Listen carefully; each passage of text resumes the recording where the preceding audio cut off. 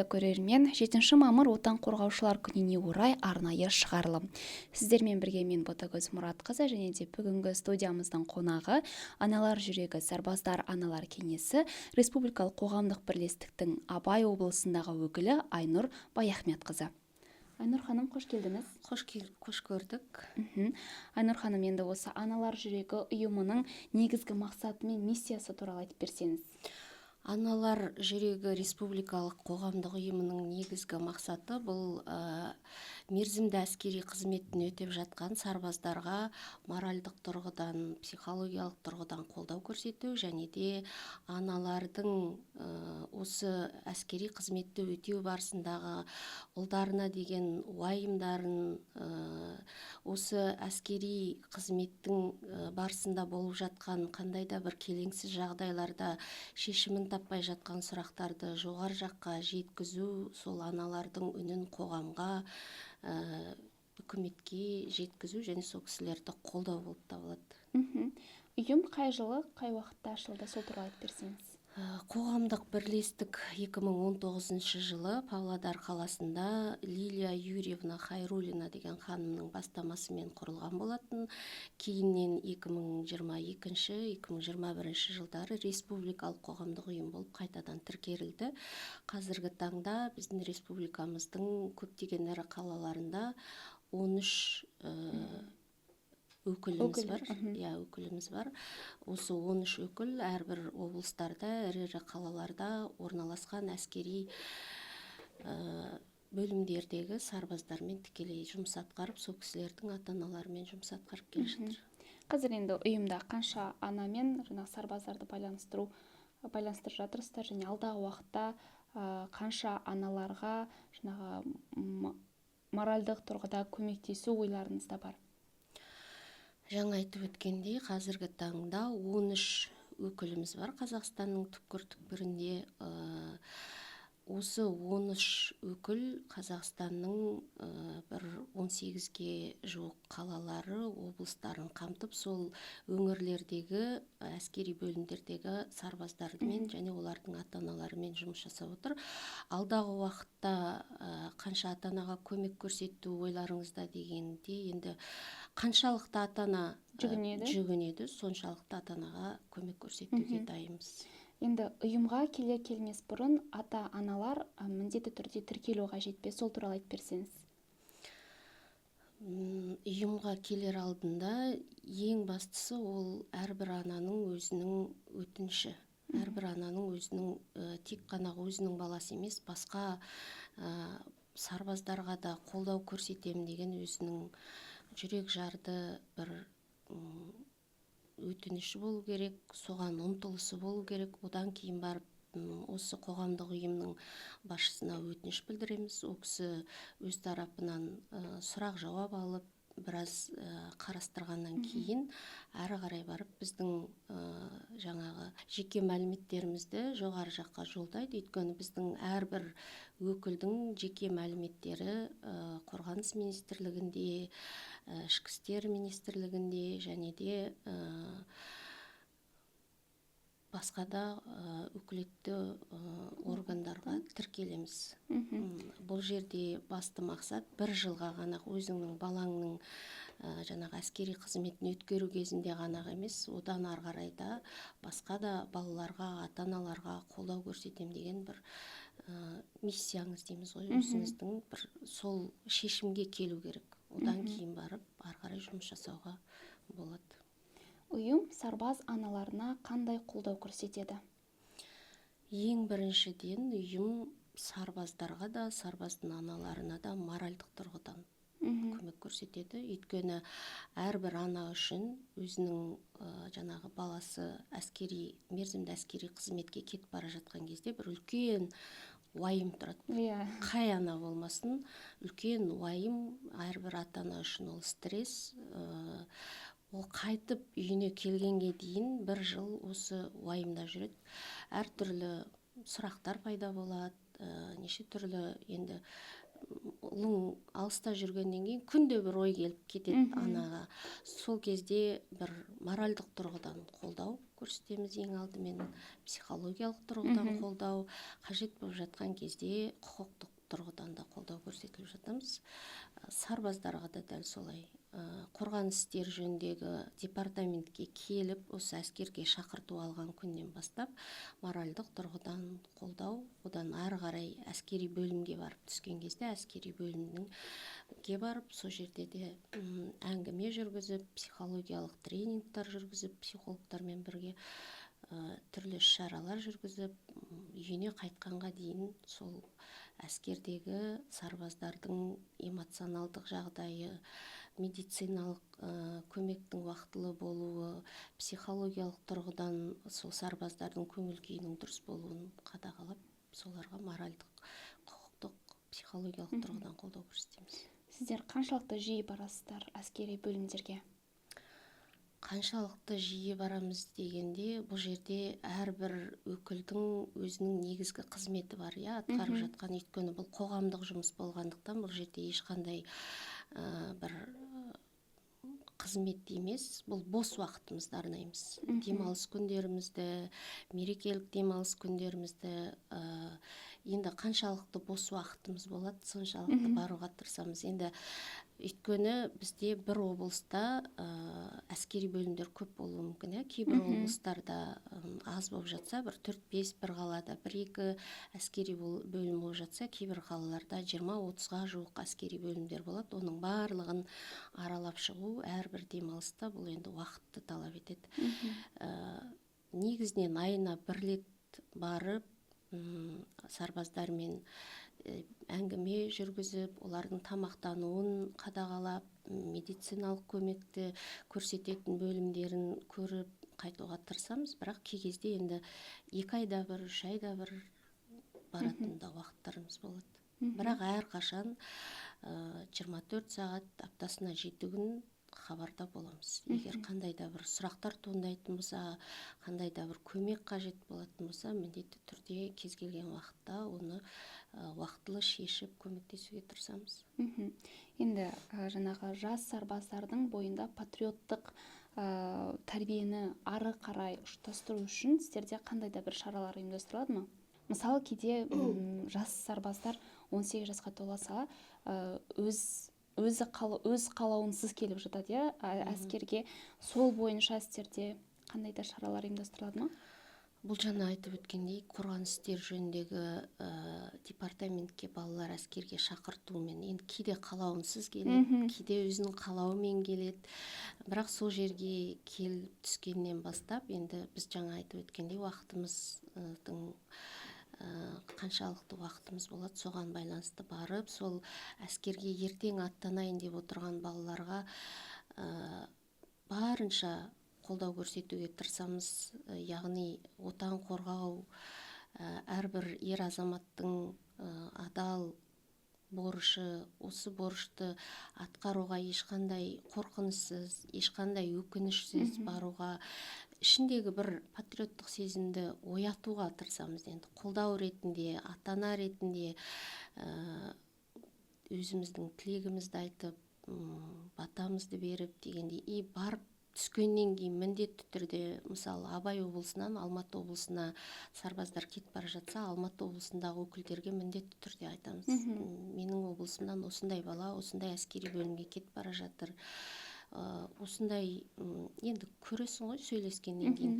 Егер қорқыныштар болып жатса, басқадай проблемалар тұстар болып жатса, сұрақтар болып жатса, айтамыз. Енді осындай сұрақтар болуы мүмкін. Алдағы уақытта өзіңіздің қолдауыңызды білдіріп, көмегіңізді көрсетсеңіз.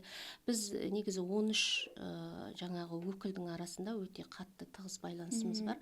Өзіміздің облыстан кеткен балалар қайта келгенге дейін бір-бірімізбен тығыз байланыста болып тұрамыз. Жақсы. Енді сарбаз аналармен жұмыс барысында өзекті мәселелер бар ма? Ең бір өзекті мәселені айтып берсеңіз, сіздерге қандай мәселе бойынша көбірек жүгінеді? Ең көп жүгінетін енді медициналық көмектің көрсетілуі ғой. Әрбір ата ана, біз қазір қарап отырсақ, бізде негізі өзіміздің денсаулығымызға деген бір мәдениет, соны сақтау, денсаулығымыздың дұрыс екенін жыл сайын бір чекап жасап, өзімізді қадағалау деген бір мәдениет қалыптаспаған сияқты жалпы. Енді мүмкін мен қателесуім де мүмкін, бірақ біз әбден ауырып жанымызға батқанға дейін бір бармайтын жандар көп та қоғамда. Осы тұрғыда сарбаздар арасында да солай болады. Біз мысалы баламыз әскерге барып, может ол 24 жасында келіп тұрған шығар, соғанға дейін біздің баламыздың бір ауруы бар екенін бір білмейтіндей жағдайлар сондай болады. Бұрын әскерге дейін басы ауыратын, или болмаса аяғы ауыратын, сарбаздар өздері айтады. Бұрында ауыратын, бірақ жүре беретін, барған емеспін деген сияқты. Ол сол жерге барып түскеннен кейін ол физикалық тұрғыдан жаңағы не түседі, нагрузка дейміз ғой, нагрузка түседі, психологиялық, моральдық тұрғы, соның бәрі денсаулыққа әсер етеді. Сол кезде бар бұл шығып жатады. Сол тұрғыда көбіне сол жерге барған кезде біліп жатамыз. Енді ең көп түсетін сол денсаулығы жағынан ғой. Ол жерде енді негізінен медициналық көмек көрсетілмейді емес, көрсетіледі, бірақ та оған да бір уақыт керек болып жатады. Ол жаңағы әскери бөлімдегі медициналық бөлімнің ғана қолында тұрған жоқ. Ол әрі қарай оны басқа қалалық медициналық орталықтарға апару керек. Ол жерде тағы да кезекке тұру керек деген сияқты. Осы тұрғыда неге көп уақыт болды жаңағы медициналық көмек көрсетілмей жатыр, неге сразу қазір бүгін емес деген сияқты.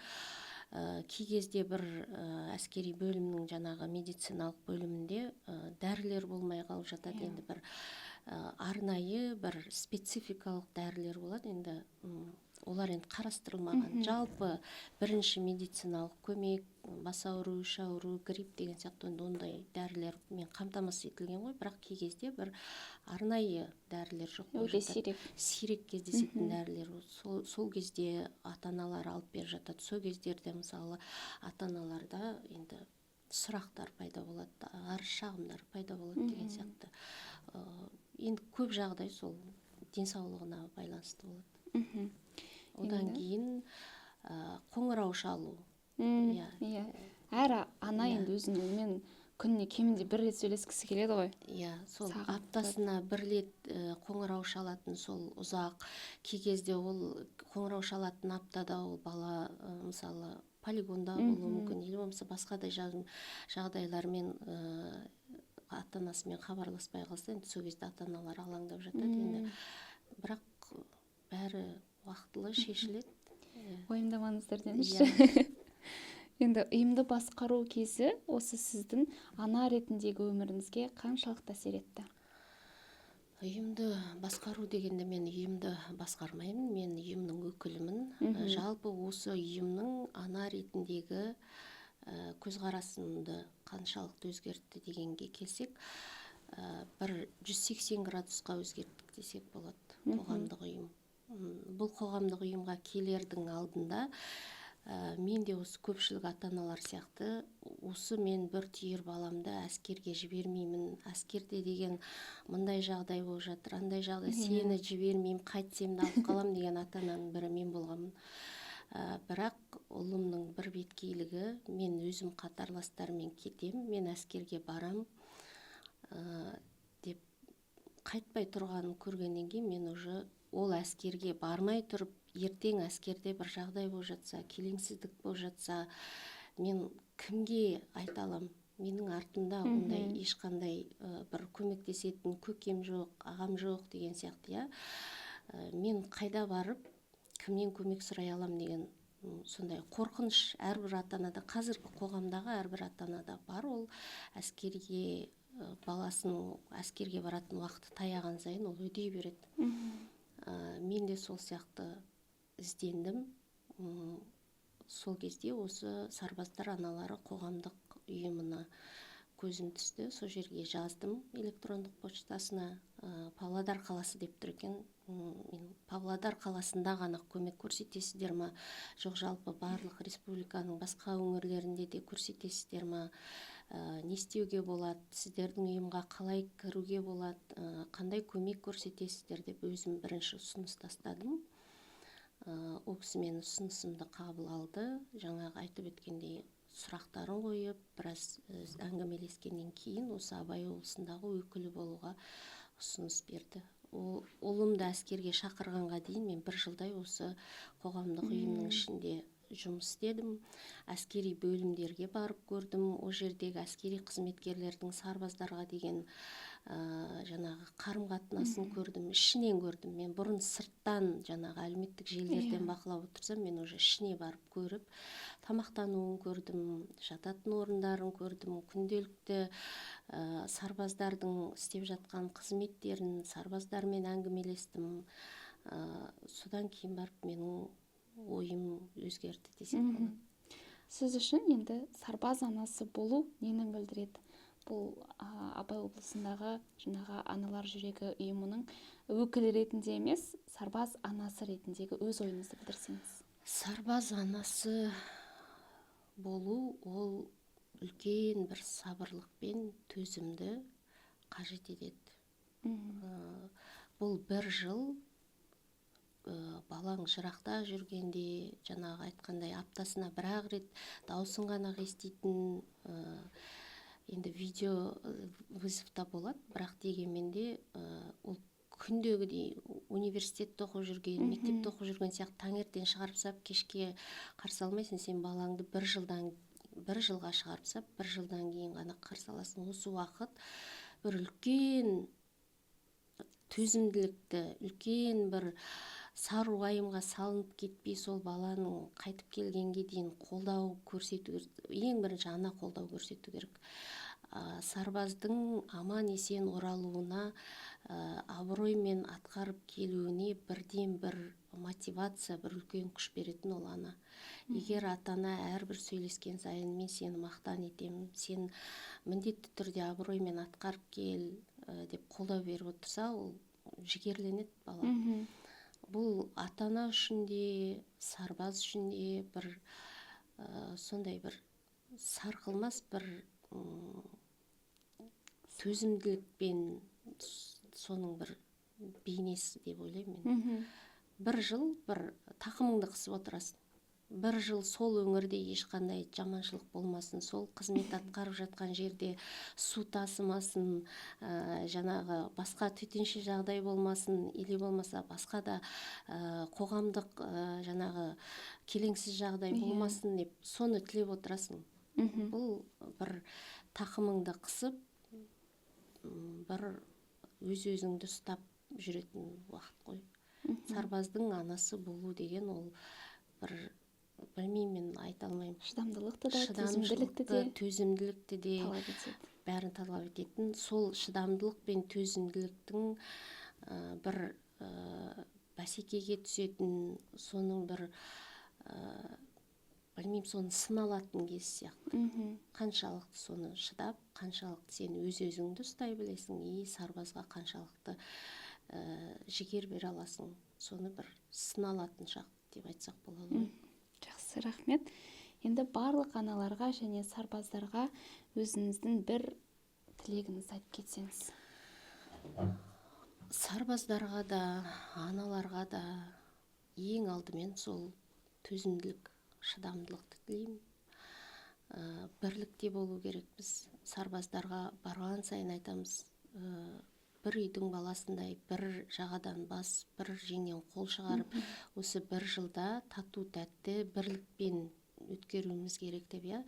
Өйткені әрбір сарбаз өзінің үйінен, өзінің отанынан жырақ басқа бір аймаққа келіп қызмет етіп жатқан кезде, бір қиындық туған жағдайда ол сол өңірден жаңағы өзімен бірге туған бауыры немесе жан жолдасы кеп қолын созбайды. Сол жердегі ең бірінші қолын созатын жанындағы қарулас досы. Сол себептен сол өзі қызмет атқарып жатқан ортада бірлікте болу керек. Ата-аналарға әрине төзімділік, шыдамдылық және де сенімділік. Қаншалықты сен өзің балаңды сеніммен, өзіңнің балаңа сенім артасың, және сол балаң қызмет атқарып жатқан ұйымға, сол ортаға қызмет жаңағы сенімділігіңді артасың, соншалықты балаңыздың қызметі сәтті аяқталады деген ойдамын. Сондықтан сенімділік, ынтымақ, бірлік, ауызбіршілік болу керек. Жақсы. Айнұр ханым, енді бүгінгі подкастымызға келіп, алтын уақытыңызды бөлгеніңізге сізге үлкен алғысымызды білдіреміз. Жұмысыңыздың жемісін көре беріңіз. Құрметті көрермен, арнайы шығарылым өз мәресіне жетті. Еліміз аман, жұртымыз тыныш болсын.